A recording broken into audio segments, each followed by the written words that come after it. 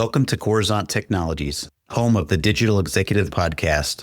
Do you work in emerging tech, working on something innovative, maybe an entrepreneur? Apply to be a guest at www.coruzant.com/brand. Welcome to the Digital Executive. Today's guest is Alexandre Mongeon. Alexandre Mongeon is a visionary leader and socially responsible entrepreneur with over 25 years of extensive experience in the marine industry. As the co-founder and CEO of Vision Marine Technologies, Alexandre has been the driving force in the transition towards sustainable boating by leveraging his deep expertise in electrification and advanced battery technology. He currently oversees the entire life cycle of the company's flagship innovations, specifically spearheading the design, manufacturing, and production of the groundbreaking e-motion technology and high-performance electric boats. His leadership ensures that the company remains at the forefront of marine innovation while maintaining a commitment to environmental stewardship. Well, good afternoon, Alex. Welcome to the show. Thank you for having me today. Absolutely, my friend. I appreciate it. And you're hailing out of Delray, Florida today. I'm in Kansas City, so I appreciate you traversing time zones and calendars to get here, and that it just makes my day. So thank you. And Alex, let's jump into your first question here.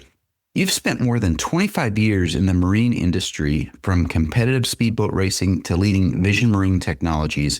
What experiences shaped your journey to become a pioneer in electric boating? There's a few of them. One of the most important one was meeting Ian Bruce, Olympic sailor, and designing my first electric boat back then in 2014 and doing water sport in the back of that boat at 40 miles per hour. And lately, I also met Roger Moore in 2016, founder of Nautical Ventures.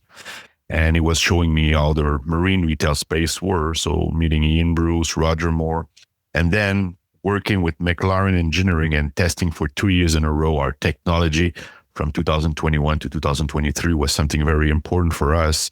And lately, we did the world fastest electric boat with Sean Torrente, world champion in the F1. So all those, I would say, past 15, 16 years of work were very important for me. So this is where most of the knowledge became very important for me.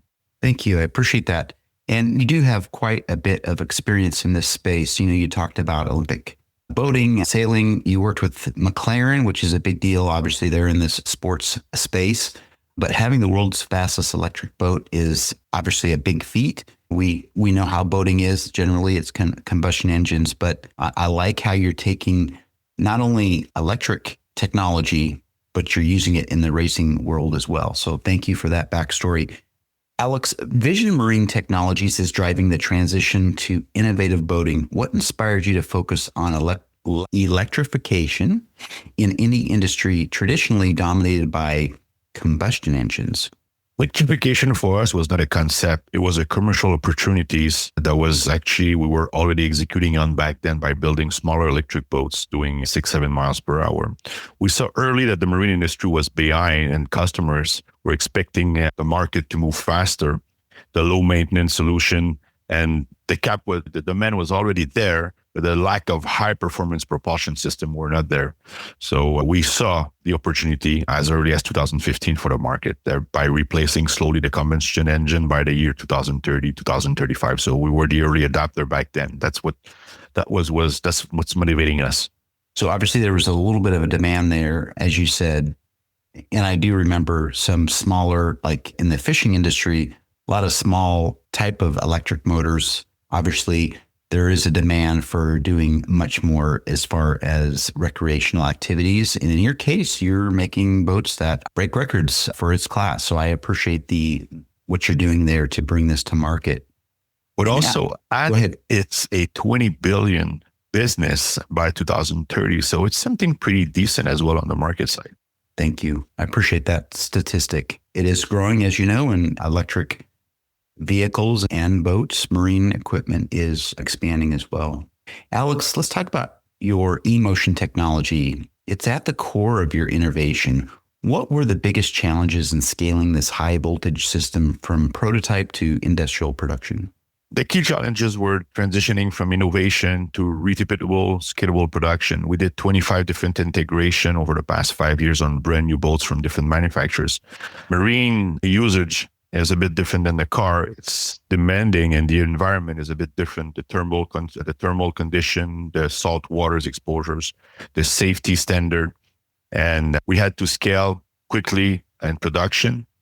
And the prototype is pretty easy to do, but moving into production is a different ball game. That's what we had focused over the past 3 years by working with McLaren, Linamar, and also BRP, Bombardier.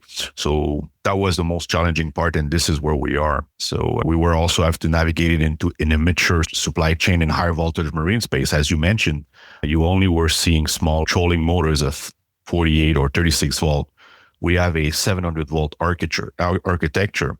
So we went from a prototype phase as the years 2018-19 to a production phase, and we are delivering system as we speak. So the focus today is discipline, execution, and controlling costs and ensuring reliability and scaling production with our demand and our dealership network. The technology is there. It's not a prototype. And now we're scaling production.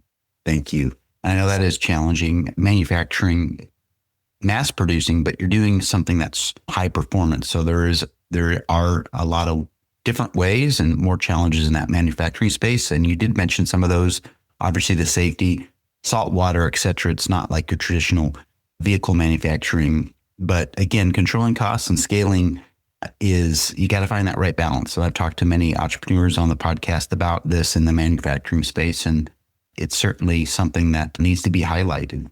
So Alex, the last question I have today, as we look ahead to the future, how do you see the future of marine transportation evolving over the next decade? And what role will electrification and sustainable innovation play in reshaping the industry? Well, we see the marine electrification following the car or the automotive industry. It's a gradual adoption, the acceleration and the economics, the user experience is aligning with what we do. The near term, the growth is driven by the demand, and we are actually pushing pretty, I would say, heavily on presenting the product. And there's a demand for that. For smaller boats between 20 to 30 feet, there's a demand. And as the batteries are performing better and better, and the price is being readdressed to consumer, we see the market expanding. What matters the most for our investors now is to execute and do the delivery of our system through our dealership network. And we are scaling also some different types of power from our technology as well, combined with new AI, I would say, apps with our product. So our strategy is to build around owning the customer relationship, controlling the platform, and converting innovation into revenues. Thank you. Appreciate that. So definitely you've got a lot going on in the marketing space. You're trying to gain that market share. And you talked about the gradual adoption over the years, I think generally, but that demand is growing. And you did highlight that the higher demand on the boats right now is that 20 to 30 foot size range. So again, appreciate those insights. Really do. And I'm just excited about what you're trying to do in this space in the marine industry. And Alex, it was such a pleasure having you on today, and I look forward to speaking with you real soon. Thank you very, very much for having me this morning. I will wish you a good day. Bye for now.